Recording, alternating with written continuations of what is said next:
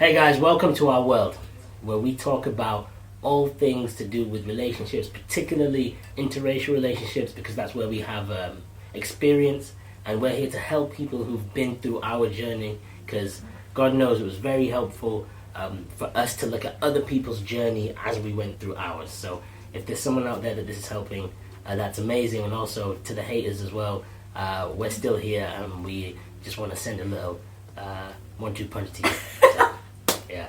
And today, what we're specifically going to talk about is how do you handle the cultural differences between yourself and your partner and your respective families in order to, have unity as one big happy family. Yeah. My lovely lady, introduce yourself. I want to go first. Okay, I'm Angelina. Hi. Okay, I'm Bucky. Hi. So, without further ado, let's kick off and get into it. Okay, so yeah, I think we picked this topic. Wait! Yes, listen, Let's get into it. Okay, fine. Let's get into it. Okay, let's get into it. No, I just so, said why would you need to say it again?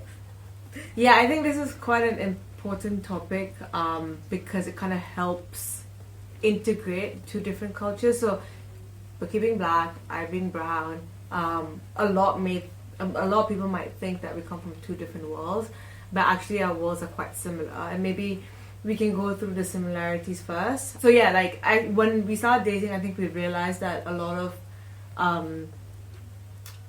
our values and like our community, they're very similar, when we kind of started digging deeper into it. Yeah, so I think that's one of the key things that we did was find and seek out common ground between the families, between each other as people, and between what you value. So family values is pretty important to us, and kind of respect for elders is pretty important in both of our cultures. So we brought that kind of to the forefront when really trying to seek that common ground between our sets of families. Yeah, and I think just the more fun stuff was both cultures are really loud.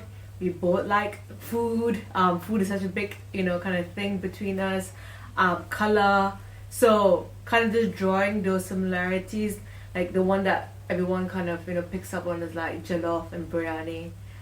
Those are our main rice dishes. And then, yeah, we're just really loud people. Like our communities are super loud as well. And so it's always looking for a good time. Especially for my family, I saw that a lot in Bucky's family, and that kind of helped me kind of realize that actually our backgrounds are really similar, our communities are really similar. So that's why we could draw from each other's cultures and kind of I guess fit in a bit more, because I think people say, oh, that relationship is not going to work because you guys are from two different races and all of that. But actually, and it is hard. I'm not going to say that's easy to join another community for your partner and for yourself, but I think that if you can understand the community and maybe draw some similarities from yours, I don't see why you can't fit in. Yeah, exactly. Seek to understand, seek commonalities, and highlight those, especially when you're speaking to maybe certain members of your family that are apprehensive of the situation, shall we say. Yeah, and I think when you kind of mention the way that you speak, I guess, to individuals in your family. So as we know, in the South Asian community, respect is such a big thing, which I didn't know that in the African community that was also a really big deal. And more so, I think we had a conversation recently and we're maybe the African community has even more emphasis on it. Yeah, I guess specifically we're talking about the Nigerian culture. Yeah. During our wedding, when the groom, myself, I'm supposed to prostrate, lie down in front of the bride's family as a illustration of respect for that side of the family, because they're giving the greatest gift, their daughter, to me in marriage. Her side of the family were very shocked that our culture shows so much respect for others, for people that way. Yeah, and on the flip side, I can only speak for the Sindhi culture. we kind of touch the elders' feet, which is very similar to what like Buki was explaining in the Nigerian culture. So that similarities. So we go all the way down. Yeah. Face flag. Should we put the clip of the wedding video again to show everyone that that's what you did?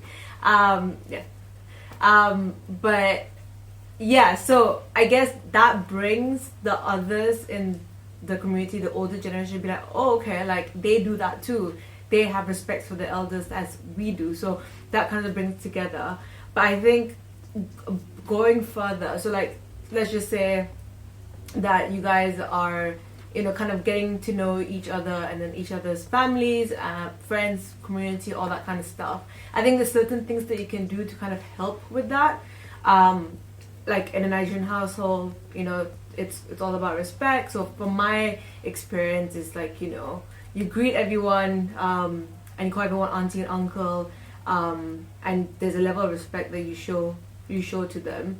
Yeah, and I think related to that, one thing that's very important to do is to show true appreciation for we've talked about the similarities, but the differences in the other person's culture, and embrace those differences, and then integrate yourself into that as best as you can, as much as, you know, both sides are willing and able and allowed to do, so that you don't just look like you're an outsider who's sticking out like a sore thumb.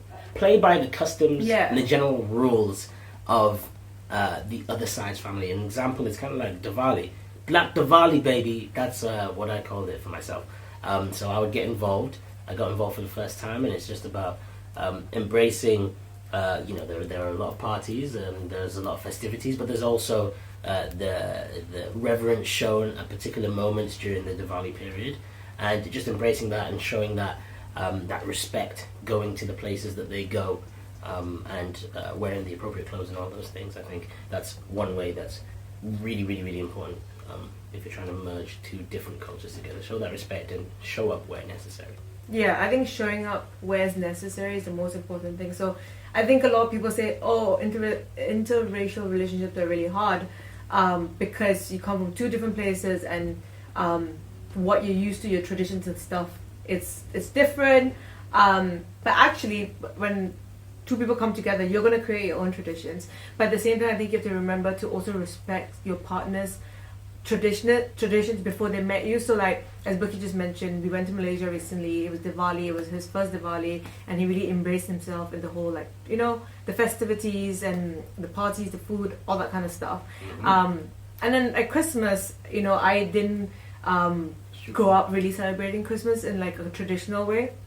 So every year we go back to Buki's parents' house, and then it's like a whole week of Christmas and you know, prayers and everything else that comes with Christmas. And I respect that, and we know that Christmas is in Buki's parents' house, but that doesn't mean that between the couple we can't create our own traditions, and we will, but it's also just respecting each other's traditions before we met, and I think that kind of creates a greater bond, not only between your partner and yourself, but also with the families, which at the end of the day, like, I know a relationship is, you know, two people and they're the ones who have to make it work, but it really makes it easier if like the family support is there. And I know it's not easy, like, you know, there's a lot of you out there who's worried about not getting family support.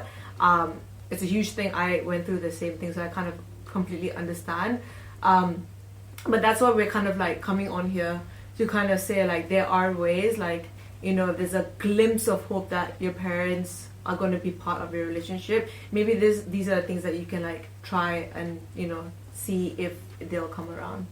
Embrace the other person's culture, but still stay true to who you are. Yeah, that's really important. Yeah, I think it's important not to lose yourself. Like, that's not it, like, at all. It's more like you have your own traditions and you go, like, you still practice them, and you get your partner to, you know, involve, and I get involved in his traditions, but then we also make our own traditions at the same time. So yeah, I think it's just, what we're trying to say is just be open-minded to each other's cultures and their beliefs, and kind of also integrate it in your own life the best way you can, and I think it makes things a lot easier, and it helps families come around.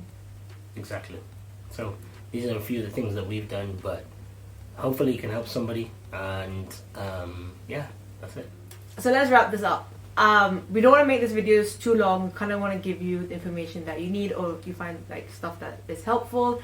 We kind of chose this topic for like a mini series that we're doing. So if you have more, topics or questions, please let us know, like comment, so that we know we're going in the right direction. When I was going through this, I found it very difficult, and there was not much resources. It was back in like 2013, 2014. So I kind of just want to give back. We want to give back.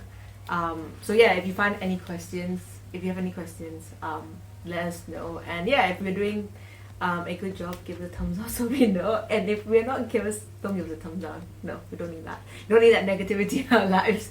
But yeah, thanks guys. Like, comment, let us know what you think, and we'll catch you next time. Yes, listen, girl.